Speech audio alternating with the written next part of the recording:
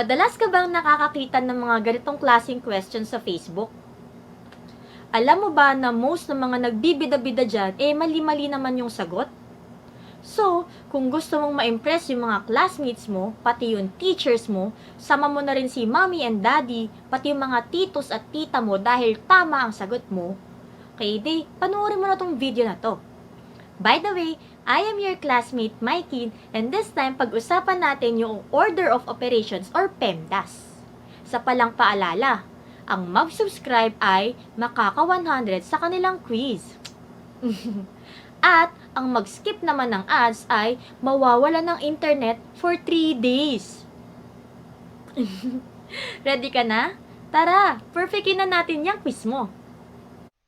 Nung nasa lower grade level tayo, ganitong klaseng mga problems lang yung sinasagutan natin. Ang tawag dyan, one operation questions. Pag sinabing one operation questions, isang operation lang. Parang tinagalog ko lang, di ba? Pero ibig sabihin yan, guys, pag plus, plus lang. Pag times, times lang. Pag minus, minus lang. At pag divide, divide lang. Very basic. Pero dahil nagmamature na tayo, syempre dapat mas mahirap naman yung mga sinasagutan natin problems. So instead na 6 divided by 2 lang, dadagdagan natin siya ng isa pang operation. So kapag meron tayong 2 or more operations, kailangan na natin yan gamitan ng order of operations. Para mas maintindihan natin, punta tayo sa MykeneTV Grocery. Tchadent! Yes, ganda. So, kunyari, meron tayong dalawang customers. So, sino sa tingin mo yung unang isa-serve ng ating magandang cashier? Yung bang una sa pila or yung second sa pila? Tama, yung nauna sa pila. Cha-ching! Cha-ching! So, same concept din siya pagdating sa order of operations. Kunyari, meron tayong dalawang customers, si addition at subtraction. Sino ang mauunang iserve ng ating magandang cashier? Si addition ba na nauna sa pila? O si subtraction na second dumating sa pila? Yes, syempre si addition kasi nauna siya sa pila, di ba? So, cha-ching! Cha-ching! Ngayon, baliktarin natin. What if naman na unang dumating si subtraction tapos sumunod si addition? So, sino yung unang isa-serve ng magandang cashier? Yes, si subtraction na. Kasi syempre, siya na yung nauna sa pila.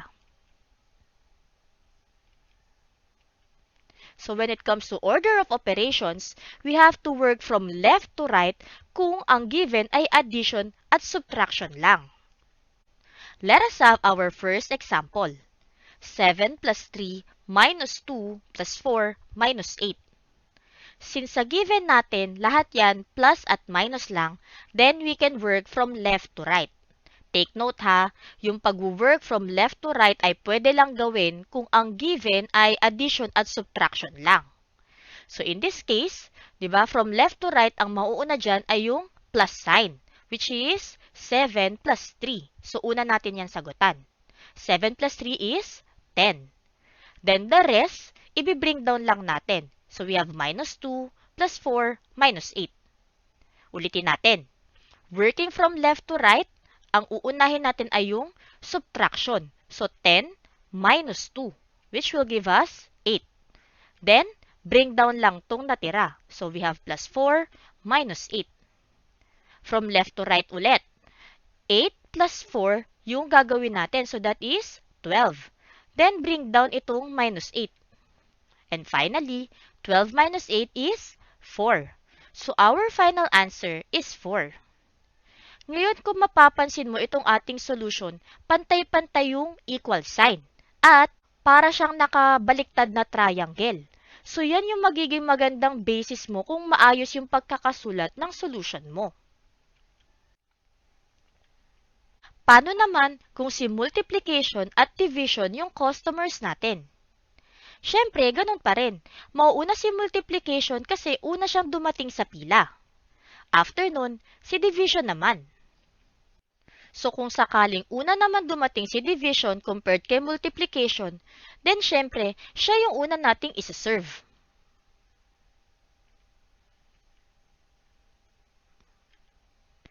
So remember, sa order of operations, we can also work from left to right kung multiplication at division lang yung given. Let us have another example. We have 9 divided by 3 times 4 divided by 2 times 7. Kung mapapansin, division at multiplication lang yung operation sa question na to. So we can work from left to right. Mauuna si division or 9 divided by 3. So that gives us 3. Then tulad lang nung ginawa natin kanina, bring down lang itong mga natira. Again, from left to right, we have multiplication or 3 times 4. So that one will give us 12. Then, kopyahin lang natin to or bring down. So we have divided by 2 times 7. Anong susunod? Yes, yung divide. So 12 divided by 2 will give us 6. Then, bring down natin itong times 7. And finally, 6 times 7 is 42. So our final answer is 42. Again, diretso to. Tapos parang inverted na triangle to. So maganda yung pagkakasulat ng solution natin. Wow! Ang dami na nating customers at ang haba na rin ng pila. So sino sa tingin mo yung unang isa-serve ng ating cashier? Siguro ganito yung hula mo, no? Well, tama naman dapat. Pero meron talaga mga taong makakapal ang muka na sisingit sa pila. Tulad nitong masamang ugali na babae at masamang ugali na lalaki. Sina multiplication and division.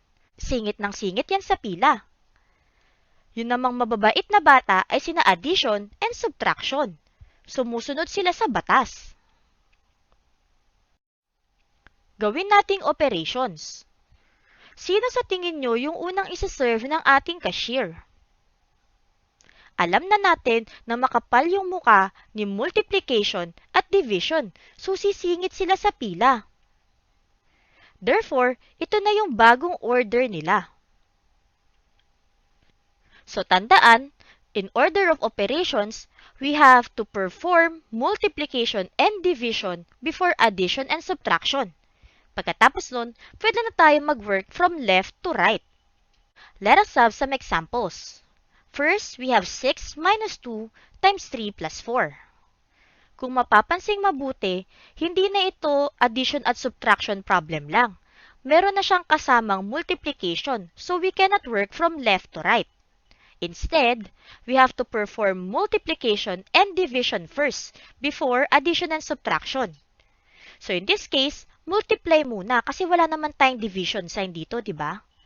So uunahin natin yung 2 times 3. Therefore, itong 6 and minus sign, i-bring down muna natin yan. Then, itong 2 times 3, tsaka lang natin siya isusulat dito, which is 6. Then, itong natira, bring down natin, so plus 4.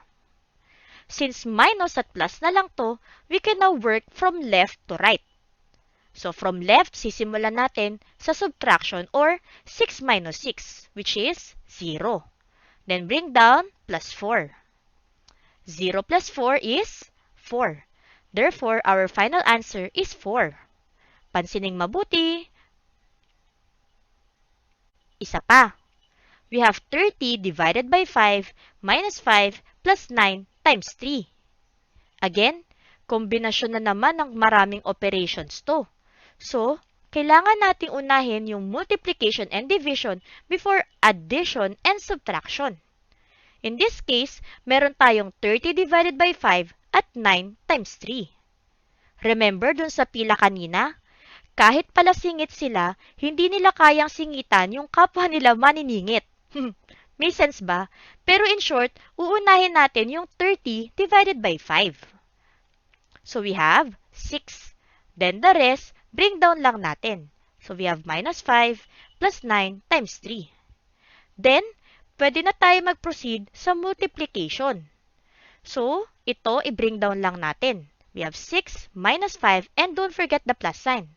Then 9 times 3 is 27. Since addition at subtraction na lang yung natira, we can now work from left to right. So anong uunahin natin, classmates? Yung minus or yung plus? Siyempre, yung minus kasi nasa left siya. 6 minus 5 will give us 1. Then let us bring down plus 27. 1 plus 27 is 28. Therefore, our final answer is 28. Alam mo ba na kumikita lang ang MykeneTV Academy kung may nanonood ng ads sa mga videos ko? So kung may natutunan ka sa video na to, then don't skip ads. Malaking tulong na yan para kumita ang channel na ito at makakontinue pa tayo sa paggawa ng iba pang videos. Salamat classmates ha! Back to regular programming. By now, for sure alam nyo na hindi masusunod itong pilang ito dahil may isang tao dyan na makapalang muka na sisingit. Pero bukod doon, meron din tayong tinatawag na priority or senior lane. So itong si Lola at si Lola, automatic papaunahin yan sa pila kahit na nasa pinakadulo pa sila.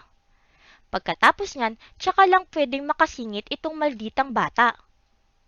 So in short, ang order na natin ay si Lolo, si Lola, yung maldita, tapos yung mga mababait na bata. Tulad kanina, may special names din si Lolo at si Lola. Ang tawag sa kanila, parenthesis. So lagi silang pinapauna or nasa priority lane. Pagkatapos nyan, tsaka lang pwedeng sumingit si multiplication and division. Then, may iwan si addition and subtraction. Para mas madali mong matandaan, we have P for parenthesis, M and D for multiplication and division, at A and S for addition and subtraction, or PMDAS. So kung itong mga operations na ito yung nasa pila, sino sa tingin mo yung unang masaserve? Yes, si parenthesis kasi naka-priority lane siya. Next, makakasingit na si division at multiplication. At ang maiiwan, si subtraction at addition. So ang ating order ay parenthesis, division, multiplication, subtraction, at addition. Pero teka, kakasabi mo lang kanina, classmate, PMDAS, bakit ngayon PDMSA? Ano ba talaga? Well, classmates, ito ha, tingnan nyo tong mabuti kasi ito yung isa sa mga common mistakes ng mga nagpe-PMDAS. Yung parenthesis, lagi yan nauuna kahit anong mangyari. Ngayon, itong division at multiplication, di ba pareho silang bullies or pareho silang singit ng singit? Ang sisingitan lang nila ay si subtraction at addition. So remember, pwedeng magkapalit ng order yung multiply at divide. Depende kung sino yung una sa pila. Ganun din kay subtraction at addition. Depende na lang kung sino yung nauna sa pila. In our order of operations, first, we have to simplify the operations inside the parentheses. After, we can perform multiplication and division. Tapos, we can now work from left to right. Example, 10 divided by 9 minus 7 times 4. From PEMDAS, sisimulan natin sa P or parenthesis. 9 minus 7. So, itong 10 and division sign, i-bring down lang natin. Then, 9 minus 7 is 2. Kung mapapansin nyo, tinanggal ko na yung parenthesis kasi nag-iisang number na lang to at wala na siyang included pa na operations. Then, wag kakalimutan na i-bring down yung times 4. Next, we can now perform multiplication and division. Since division and multiplication na lang yung natira, then we can work from left to right. So, simulan natin with 10 divided by 2, which will give us 5. Then, bring down ulit natin itong 4. 5 times 4 is 20. Therefore, our final answer is 20. Isa pa, we have 8 plus 9 minus 2 times 4. So again, uunahin natin yung parenthesis. We have 9 minus 2 times 4. Pero kung titingnan mabuti, dalawa yung operations natin sa loob. Merong minus at times. So ano kaya yung uunahin natin dito? Yes, yung times. So itong first part ay i-bring down lang natin. Then 2 times 4 is 8. Notice, okay, tingnan tong mabuti ha, kinopya ko yung parenthesis unlike kanina. Bakit nga ba? Kasi meron pang natirang isang operation. So hanggat may natitirang operation dyan, classmates, wag niyong tatanggalin yung parenthesis. Gets? Now, let's proceed. We have 8 plus 9 minus 8. Yung iba sa inyo, maaring isipin, addition at subtraction na lang yan. So, left to right na. Pero mali yun, guys, ha? Kasi, remember, parenthesis muna. So, uunahin natin yung 9 minus 8. So, again, bring down lang natin itong 8 and plus sign. Then, 9 minus 8 is 1. Then, we can now perform multiplication and division. Pero, in this example, di ba, wala na tayong multiply and divide. So, skip na natin yan. So, 8 plus 1 is 9. Yan. So, tandaan, we have PMDAS, or parenthesis, multiplication and division, at addition and subtraction. Then, kailangan natin unang isimplify yung operations inside the parenthesis. Next, perform multiplication and division before addition and subtraction. And finally, work from left to right only if addition and subtraction na lang yung natira or multiplication and division lang yung natira. Try it! Kaya mo na bang sagutan yung viral math problem na shinare ko kanina? What is 6 divided by 2 times 1 plus 2? Comment down below. O diba, ang dali? So ano pang hinihintay mo? Type mo na rin yung sagot mo dun sa ating comment section. Babasahin ko yan, ha? Bye!